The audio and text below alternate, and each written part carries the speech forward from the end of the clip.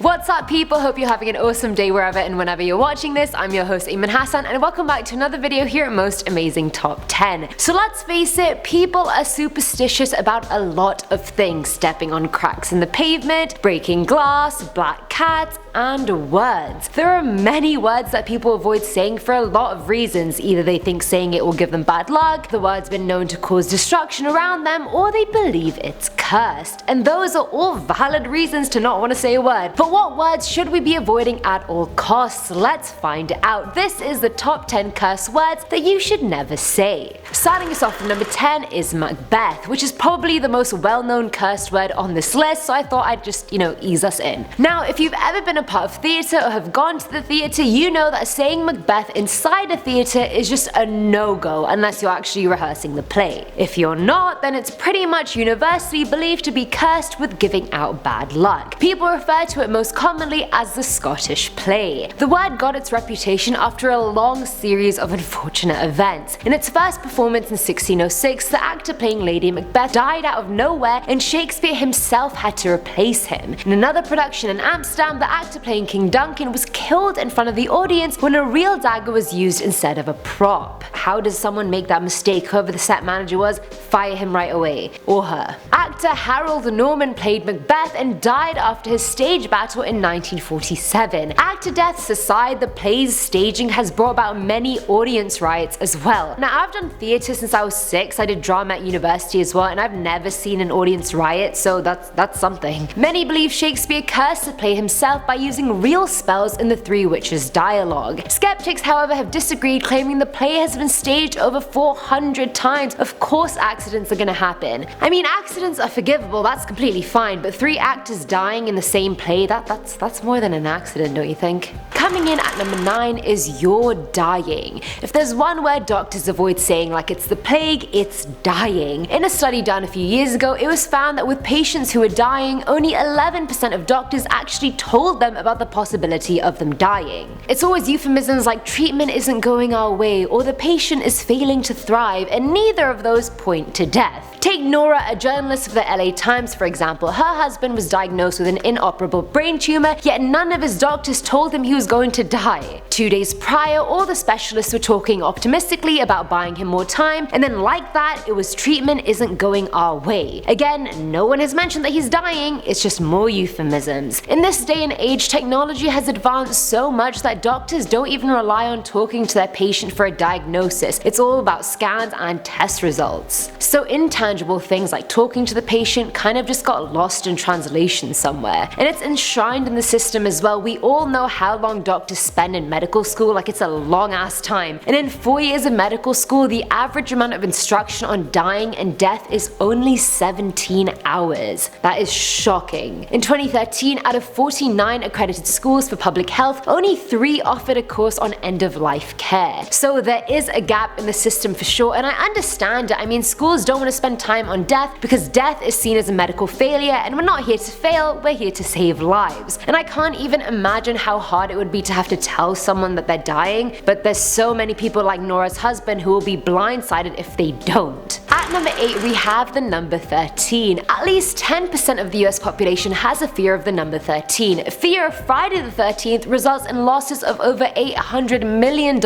annually because people avoid traveling, getting married, or even working that day. There's so many apartment buildings I've been to here in Toronto, and a lot of them don't have a 13th floor, and I actually found out that 80% of high-rise buildings in the US also don't have a 13th floor either. But where did this fear of the number 13 even come from? Some say it's due to the Code of Hammurabi, one of the oldest legal documents in the world, because it left out a 13th law from its list, when really the omission was just human error from the translator. Others believe it's because mathematicians and scientists always put such an emphasis on the number 12. It was the perfect number in the ancient world, that's why our calendars have 12 months, one day is 2 12-hour halves, so because of having to follow the perfect number, people find 13 to be lacking.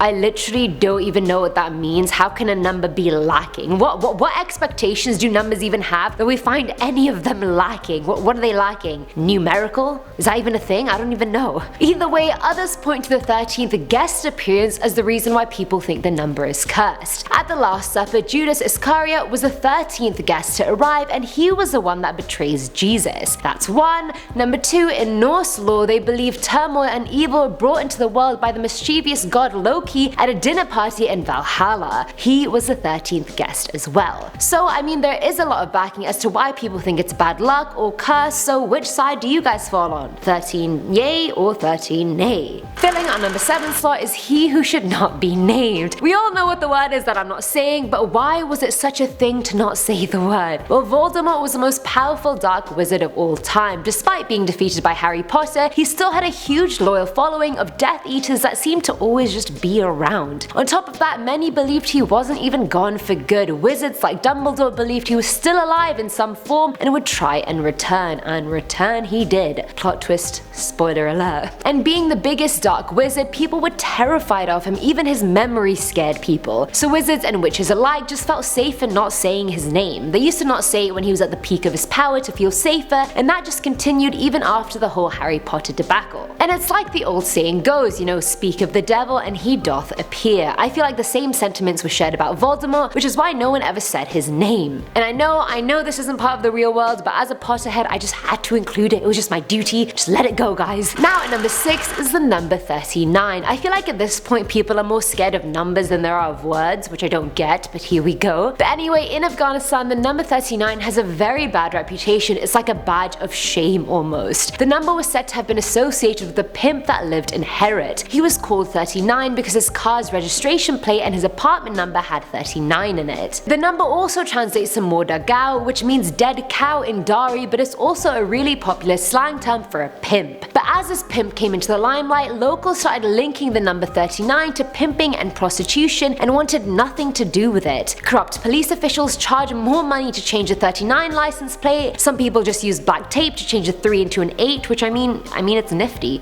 I gotta give you that. One local who had 39 in his phone number told BBC how he would get numerous calls asking if he had any prostitutes. Despite the government telling everyone 39 is fine, there's nothing wrong with it, it's just a number, you guys, it made little to no difference in public opinion. Coming in at number 5 is the number 17. Yes, I know, many numbers and there are many more to come. But anyway, by now we kind of get the drift that certain numbers in certain countries are considered cursed or bad luck. To add to that list, the number 17 is considered very unlucky and cursed in Italy. The reason behind this is because if you write it in its Roman numerical form, XVII, and then change it anagrammatically to VIXI, that in Latin means I have lived, whereas the perfect tense means my life is over. Which honestly is just not the kind of energy I need from a number. You know, it's 2019, I just don't need those bad vibes in my life. I don't. Let's get rid of those. Like in previous cases, it's common in Italy for buildings not to have a 17th floor, and most hotels don't even have a room 17. Even the Italian airline Alitalia doesn't have a seat 17. But honestly, I feel like that's a reach. The number 17 was perfectly fine. Who told anyone to rearrange its Roman numerical version into a death omen? No one.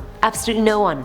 At number 4 is the number 4. Now this one is a bit less known because most people know 13 is a cursed number, but in Chinese culture people avoid the number 4 like nobody's business. The reason for that is the way you say 4 in Chinese sounds very similar to the word for death in Chinese. The same thing goes for the number 4 in Japanese and Korean. And it's a huge deal. Special care goes into avoiding the number in everyday life. Saying it around a sick relative is strongly frowned upon, and you're never meant to give 4 of something to anyone. Like the number 13, many Asian elevators skip the 4th floor in buildings, and even military aircraft and ships avoid the number 4. April the 4th is the worst day of the year. It's like the equivalent of Friday the 13th, and it's not just the number 4, it's 14, it's 42, it's 24, it's numbers that contain 4. Sometimes in restaurants there is no table 4 or table 14. If they wanted to include it, it would take the form of 3A or 13A. And it even plays into their economy and real estate. Neighborhoods that don't have 4 in their street name game are more profitable than ones that do. And it 100% should not make an appearance in your phone number, your address, or your ID number, because that is severe since the number is personally attached to you. Filling our number 3 slot is being mean. I know that's really broad, but it has religious backing, just hear me out. In the Bible it says death and life are in the power of the tongue, and they that love it shall eat the fruit thereof. There is either evil or good behind the words people speak, and the book of James sheds a lot of light on this. It says the tongue is a restless evil full of deadly poison. With it we praise God and curse men. We can get cursed from literally anyone, witches, satanists, and even by people who are close to us like our parents. Say if a mum tells her son that he's stupid, that is cursing him. A demonic spirit could be assigned to follow him around and put stupid thoughts into his head. The more stupid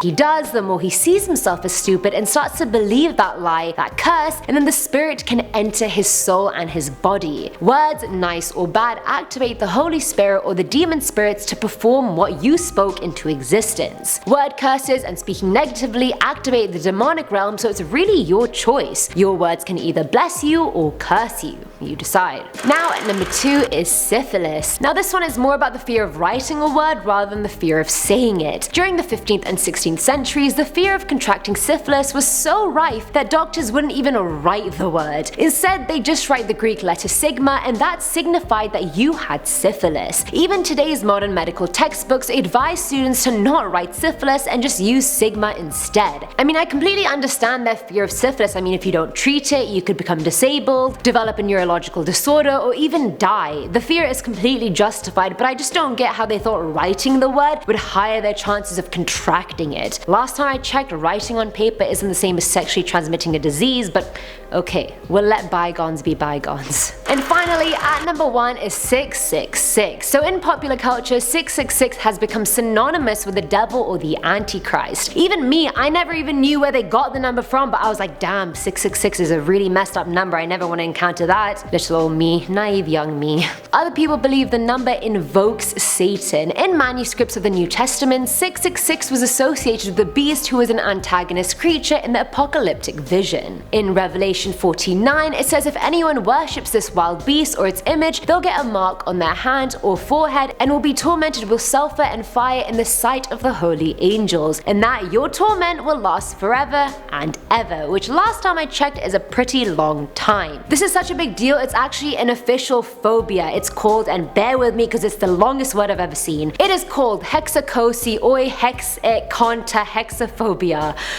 Oh, my mind can't even wrap my head around that word right now. I need a minute, guys. But anyway, the number was also associated with the Roman Emperor Nero, who is as vile as they come. He got his mum and first wife killed, and he killed his second wife, who was pregnant, by kicking her in the stomach. He was also extremely violent towards Christians. John, the author of Revelations, used a puzzle where numbers represented letters, and in that, Nero comes out as 666. So the number has a lot of troubling history behind it, so the masses tend to avoid saying it, having it written anywhere, avoid it being your apartment number if possible, etc. And that's it for today's video, guys. Many words, many numbers, many curses. I think a lot of these have people reaching. I mean, numbers can be superstitious, but they are just numbers at the end of the day. With the words, I believe them a bit more, but what about you guys? Sound off in the comments below, and as always, I'm your host, Eamon Hassan, and I'll see you next time. Bye!